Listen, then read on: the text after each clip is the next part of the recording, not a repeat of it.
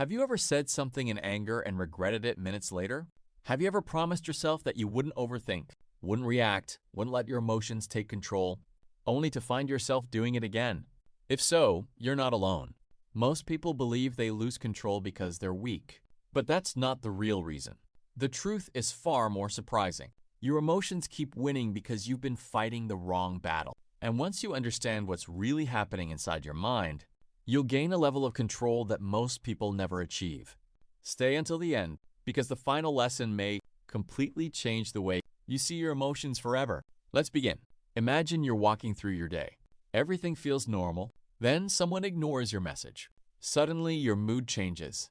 You feel anxious. You start overthinking. You wonder if you did something wrong. Within minutes, your entire emotional state has been hijacked. What happened? Most people think the message caused the emotion, but that's not true. The message was only the trigger. The real cause was the meaning your mind attached to it. This is where emotional control begins. Events don't control us. Our interpretations do. Two people can experience the exact same situation and feel completely different emotions. One sees rejection. The other sees a busy person. One feels devastated. The other moves on. The difference isn't the event. The difference is the story. And your mind tells stories constantly. The problem is that most of us never question them. We automatically believe every emotional reaction. And that's why emotions keep winning, because we never stop to examine whether they're telling the truth. The ancient Stoics understood this thousands of years ago. They knew that emotions are powerful, but they also knew that emotions aren't always accurate. Fear often exaggerates. Anger often distorts. Anxiety often predicts disasters that never happen. Yet we obey these emotions as if they are facts. And that's where suffering begins. Think about the last time you were angry. In that moment, your anger felt completely justified. You were convinced you were right. But days later, after calming down, things looked different. Why? Because emotions change the way we see reality. When anger takes over, everything looks offensive. When fear takes over, everything looks dangerous. When sadness takes over, everything looks hopeless.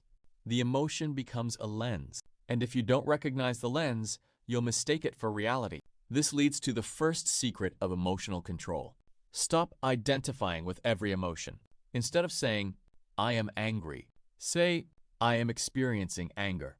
Instead of saying, "I am anxious," say, "I'm experiencing anxiety." It sounds simple, but this small shift changes everything, because now the emotion becomes something you're observing rather than something you are. You create distance, and distance creates control. The next reason emotions keep winning is because most people react too quickly. An emotion appears, and within seconds, they're already acting on it. They send the angry text. They make the impulsive decision. They say something they'll regret later. The Stoics had a different approach. They believed that between stimulus and response, there is a space, and within that space lies freedom. The stronger your emotions become, the more valuable that pause becomes. A few seconds can prevent years of regret. When you feel a powerful emotion rising, don't immediately respond. Pause. Breathe. Observe.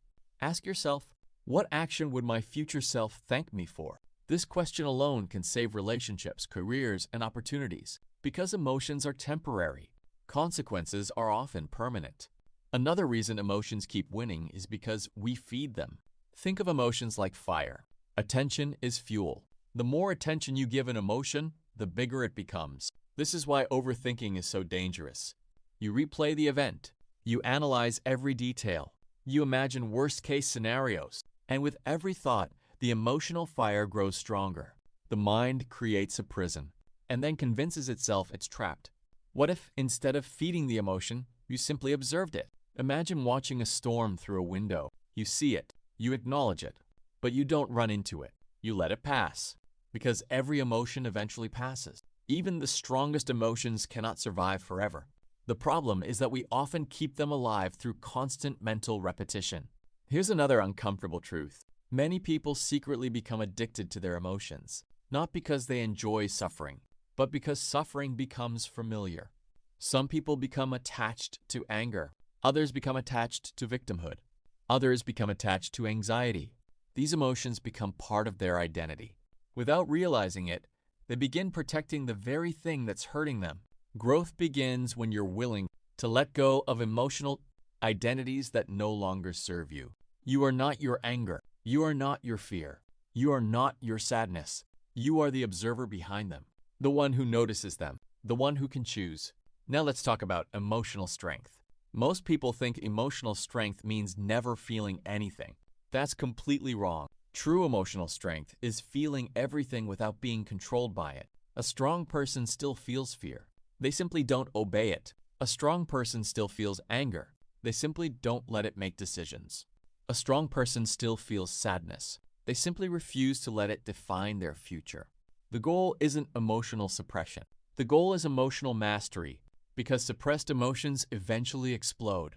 Mastered emotions become wisdom. Marcus Aurelius once reminded himself that external events cannot harm the mind unless the mind allows them to. Think about that. How much of your suffering comes from things outside your control? And how much comes from fighting reality itself? Many emotional battles begin when reality doesn't match our expectations. We expect people to understand us. They don't. We expect life to be fair. It isn't. We expect things to happen on our timeline. They don't. And then frustration appears. The Stoic solution is simple but powerful. Accept reality first. Then decide your response. Acceptance isn't weakness. Acceptance is clarity. You cannot effectively respond to reality while denying it. The strongest people see things exactly as they are. Not better, not worse, just as they are. And from that position, they act. One final lesson. Every difficult emotion carries a hidden message. Fear may reveal where courage is needed. Anger may reveal a boundary that needs protection. Sadness may reveal something deeply meaningful. Instead of asking, "How do I get rid of this emotion?"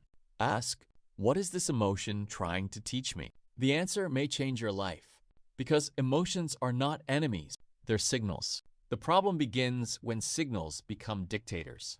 Your job is not to destroy your emotions. Your job is to lead them, to listen without obeying blindly, to feel without losing yourself, to respond instead of react, and to remember that every emotion, no matter how intense, is temporary.